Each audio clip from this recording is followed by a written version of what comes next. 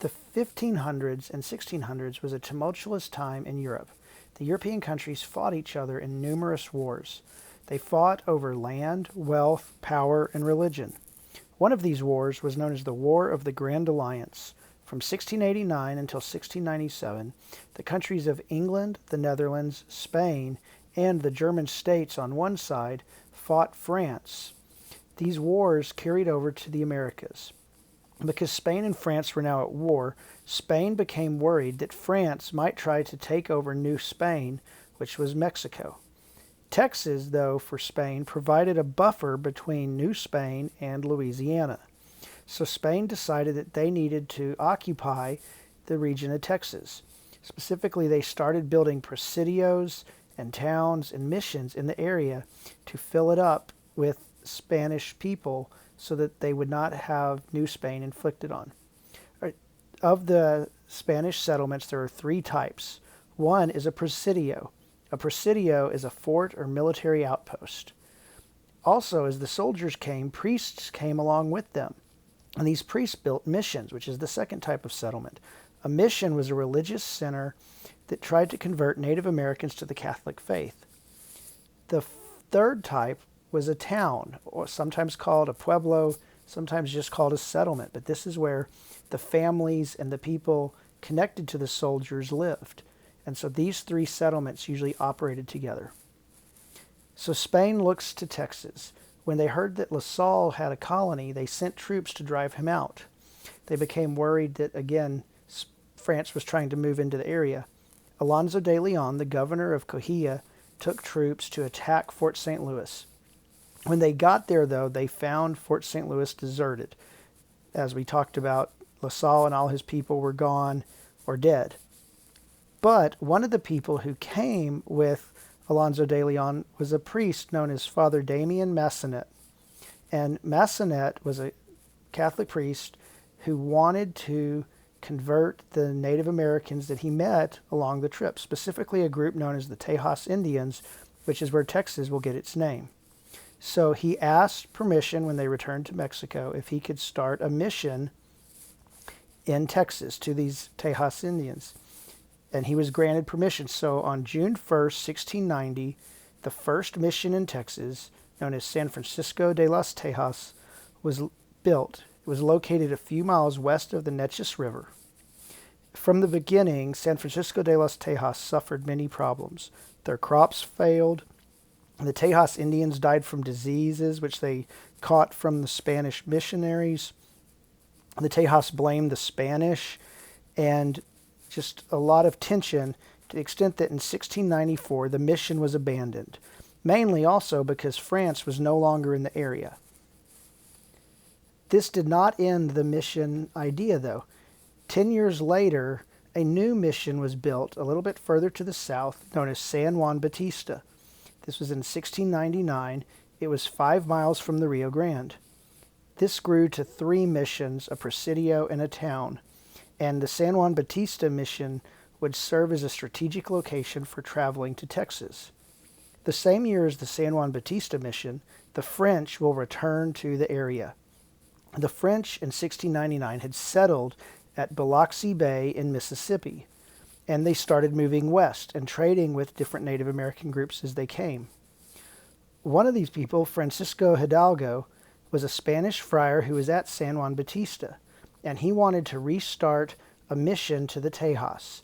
So he writes to Spain and says, hey, we'd like to try this mission to the Tejas again. They refused him, saying, we don't have any interest in it. There's nothing strategic that it can help us.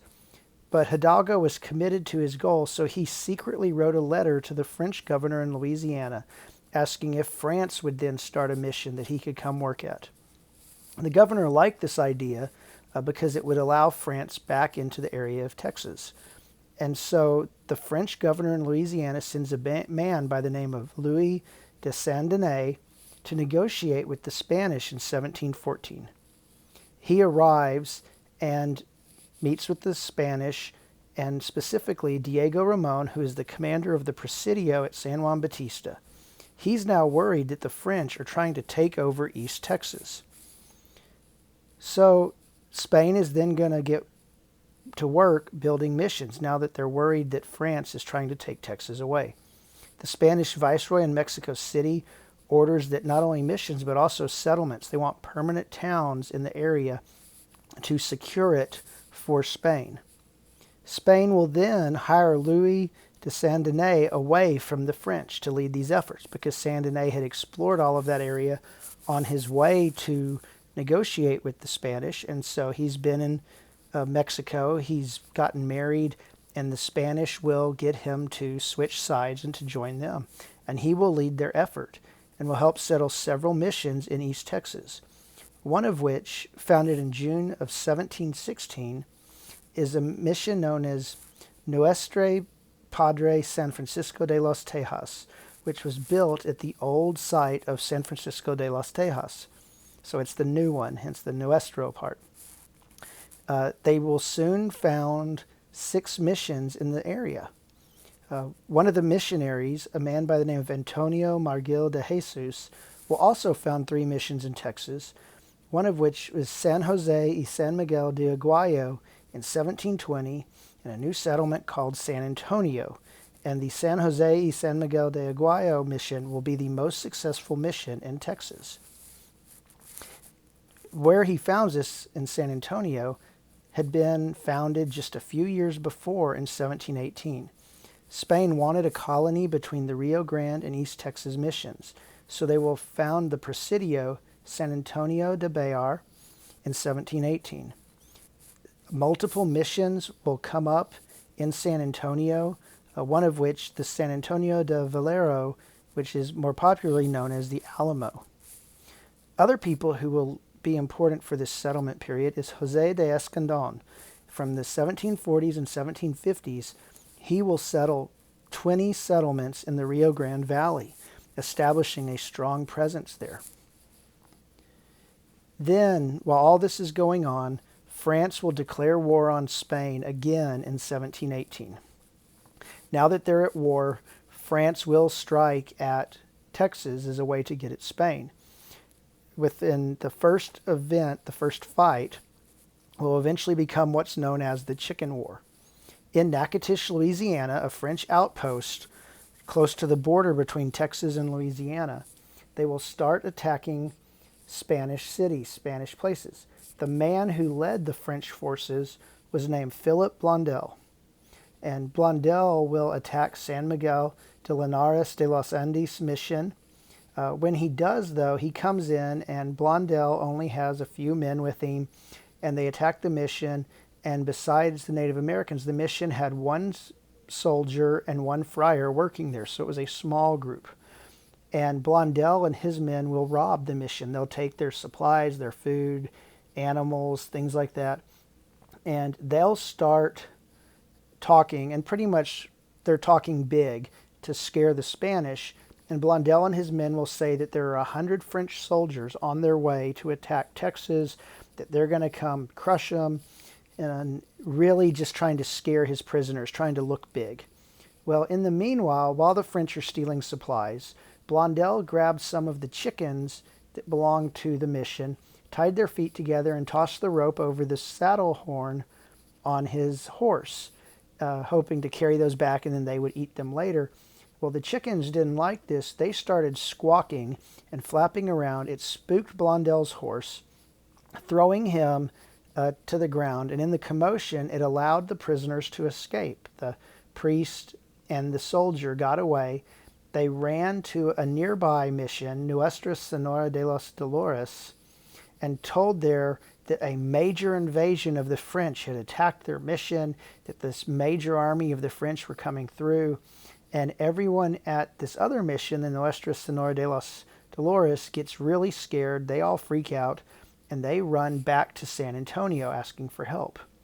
When they get to San Antonio, they send word to Marquis de San Miguel de Aguayo, the Spanish governor of Cojia y Tejas, which was the state Texas was in, and tells the Spanish viceroy that they're under attack and that they need to get troops. And the Spanish viceroy says yes. So he orders Miguel de Aguayo to get troops and attack the French. It will take him 2 years before he can really get his troops organized to get a large army, and then San Miguel de Aguayo will go marching up into East Texas, ready to attack the French and defend Texas. But when he gets there, he's in 1721, he has 500 soldiers, and he finds 0 French soldiers. There was no French army. They had, Blondel and his men, after stealing the supplies, they had retreated back into Louisiana. But now that Aguayo has all of these troops there, he will reopen the abandoned missions, and he will build a large presidio in Louisiana near the French fort at Natchitoches to serve as a buffer between Texas and Louisiana, to serve as the first place of defense. Also, Saint Denis has now switched sides again and has gone back to the French, and he is in charge of their forces, and so he starts protesting the Spanish presence in Louisiana, saying, hey, you've crossed over into our land, you're not in your land anymore. Aguayo says, now that we've got these forts, we need to secure it, and he starts sending troops to the site of La Salle's old fort, at Fort St. Louis at Matagorda Bay. He's going to build a new presidio and a mission called La Bahia there. La Bahia, though, eventually will get moved. It will be moved to present-day Goliad, and will be designed to defend San Antonio, and will be a major presidio for the Spanish and later the Mexican government in Texas. By the time Aguayo will return to New Spain, he will have established 10 missions and 4 presidios in Texas. So what was life like for the people living in these missions and presidios?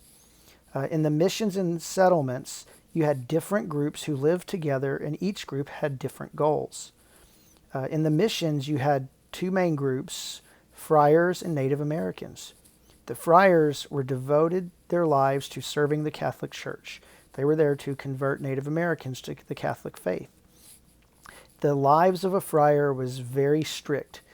They had a very strict routine daily, that they would rise early in the morning, and they would have set hours for prayer, for eating. They would have designated, this is the time you relax, this is the time that you read. They would have worship services, and they would study. And they would do this multiple times, but every day. They might also have time where they would work, maybe in the fields, maybe at a craft. They would help the workers who were there.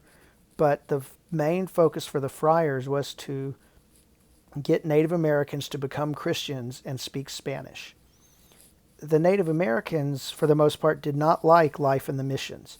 They did not want to change their culture. They didn't want to become Spanish or to stop practicing their native religions. Those that did move to the missions usually moved there because they wanted food or protection from other enemies.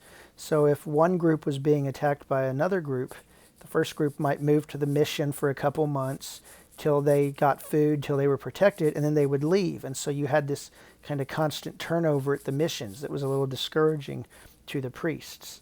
For the soldiers, life alternated between brief periods of excitement and long periods of boredom. The soldiers would spend most of their time training or drilling, marching, things like that. They might occasionally get to guard a wagon train or protect travelers through the region.